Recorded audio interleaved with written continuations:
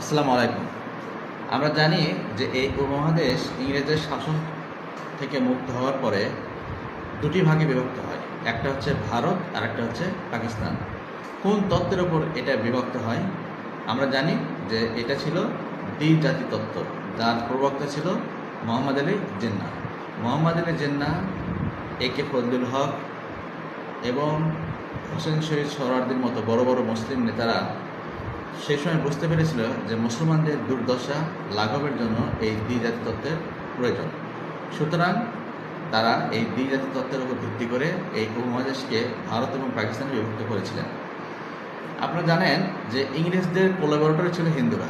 তারা ইংরেজদেরকে সাহায্য সহযোগিতা করে এই দেশ, এই উপমহাদেশ শাসন এবং শোষণের ব্যবস্থা করে দেয় এবং মধ্যখান থেকে তারা ইংরেজদের কাছ থেকে যাবতীয় সুযোগ সুবিধা আদায় করে নেয়। সেই সুযোগ সুবিধার অপব্যবহারও তারা শুরু করে। তারা মুসলমানদের ওপর চরম অত্যাচার, অবিচার, লাঞ্ছনা গঞ্জনা শুরু করে দেয়। সেই লাঞ্ছনা গঞ্জনা থেকে মুক্তি পাওয়ার জন্য তৎকালীন মুসলিম নেতারা মনে করেছিলেন যে যদি একটা মুসলিম রাষ্ট্র প্রতিষ্ঠিত না করা যায় তাহলে হিন্দুদের থেকে এই অত্যাচার থেকে নিপীড়িত মুসলমানকে রক্ষা করা যাবে না। সেই উদ্দেশ্য নিয়েই মোহাম্মদ আলী জিন্নাহর নেতৃত্বে দ্বিজাতি তত্ত্ব দিয়ে ভারত এবং পাকিস্তানের সৃষ্টি হয়।